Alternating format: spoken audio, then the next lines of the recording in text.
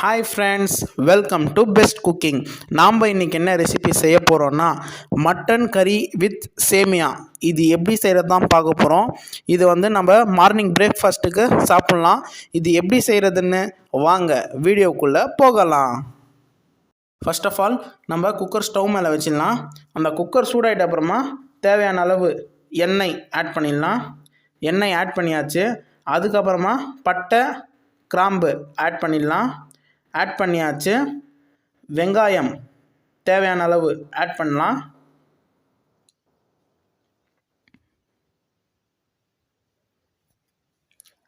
Add பண்ணியாச்சு.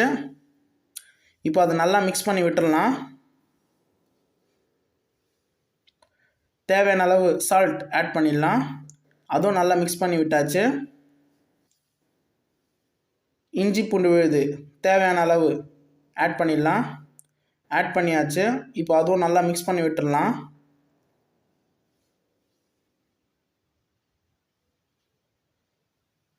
Okay, இப்போ அந்த பச்சை வாசனை போகிற வரைக்கும் நம்ம வெயிட் பண்ணி ஆகணும்.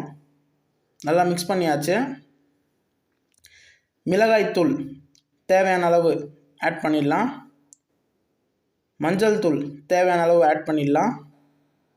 இப்போ அதை நல்லா மிக்ஸ் பண்ணி விட்டுடலாம். ஆட்டுக்கறி ஆட் பண்ணிடலாம். நம்ம கொத்துக்கறி. இப்போ அதை நல்லா மிக்ஸ் பண்ணி விட்டுடலாம்.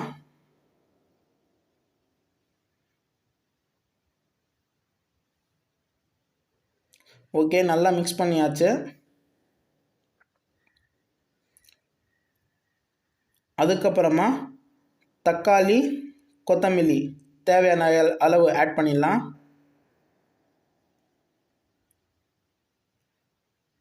இப்போ அதை நல்லா மிக்ஸ் பண்ணி விட்டுடலாம். ஓகே, நல்லா மிக்ஸ் பண்ணி விட்டாச்சு. இப்போது அந்த தக்காளி நல்லா வெந்துடுச்சு. ஒரு கிளாஸ் தண்ணீர் ஆட் பண்ணிடலாம். ஆட் பண்ணியாச்சு. இப்போ அதை நல்லா மிக்ஸ் பண்ணி விட்டுடலாம். ஓகே, நல்லா மிக்ஸ் பண்ணியாச்சு. இப்போ நம்ம குக்கரு மூடிடலாம், விசில் போட்டுடலாம். ஏன்னா அந்த ஆட்டுக்கறி வேகிறதுக்காக 3 விசில் வர வரைக்கும் நம்ம வெயிட் பண்ணி ஆகணும்.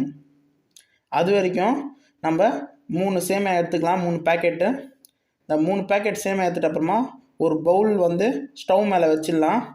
அந்த பவுல் நல்லா சூடாகிட்ட அப்புறமா நம்ம ஒவ்வொரு பேக்கெட் சேமியாவாக இந்த மாதிரி போட்டுடலாம் அந்த பாத்திரத்தில். ஓகே, இந்த மாதிரி போட்டாச்சு. இந்த மாதிரி நம்ம ரெடி பண்ணணும் ஒரு 2 to 3 மினிட்ஸு. இந்த சேமியா தனித்தனியாக பிரிகிறதுக்காக.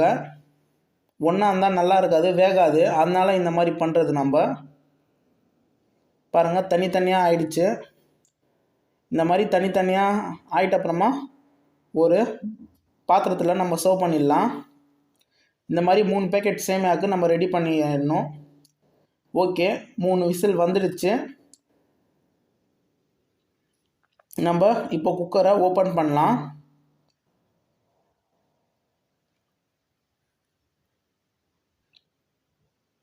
ஆல்மோஸ்ட் நம்மளுக்கு கறி வெந்திருக்கும். அதுக்கப்புறமா ஒரு 4 கிளாஸ் தண்ணீர் ஆட் பண்ணணும். எதுக்குன்னா சேமியா வேக வைக்கிறதுக்காக. இது 4 கிளாஸ் தண்ணீர். இது ஆட் பண்ணியாச்சு.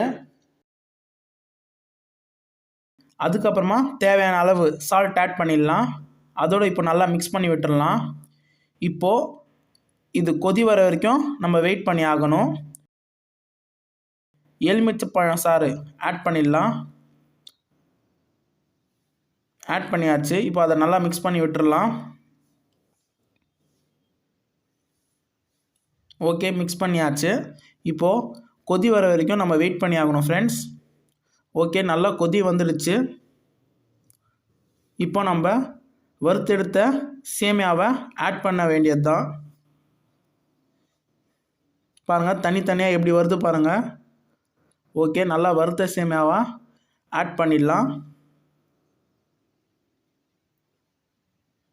ஆட் பண்ணியாச்சு. இப்போ அதை நல்லா மிக்ஸ் பண்ணி விடணும்.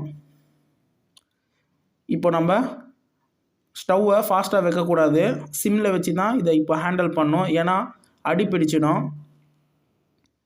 ஓகே, ஒரு 2 to 3 மினிட்ஸில் அந்த சேமியாலாம் வெந்துடும்.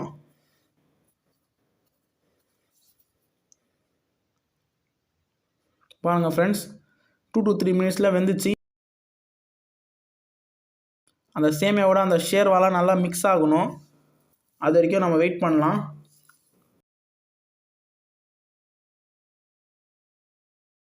இந்த சேமியாவோட மிக்ஸ் ஆகிருக்கணும். பாருங்கள் ஃப்ரெண்ட்ஸ், இப்போ பாருங்கள் தண்ணியே இல்லை, ஷேர்வாவே இல்லை. பாருங்கள் நல்லா அந்த சேமியாவோட நல்லா மிக்ஸ் ஆகிடுச்சு, நல்லா வெந்துருச்சு கூட. நமக்கு சுவையான மட்டன் கொத்துக்கறி சேமியா ரெடி. மார்னிங் பிரேக்ஃபாஸ்ட்டுக்கு நமக்கு ரெடி. இந்த டிஷ் உங்கள் வீட்டில் நீங்கள் செஞ்சு பாருங்கள். டெஃபினட்டாக இது ரொம்ப பிடிக்கும் உங்களுக்கு. இந்த டிஷ் உங்களுக்கு பிடிச்சிருந்தா பெஸ்ட்டு குக்கிங் சேனலுக்கு லைக் பண்ணுங்கள், ஷேர் பண்ணுங்கள், மறக்காமல் சப்ஸ்கிரைப் பண்ணுங்கள். தேங்க்யூ ஃபார் வாட்சிங் திஸ்.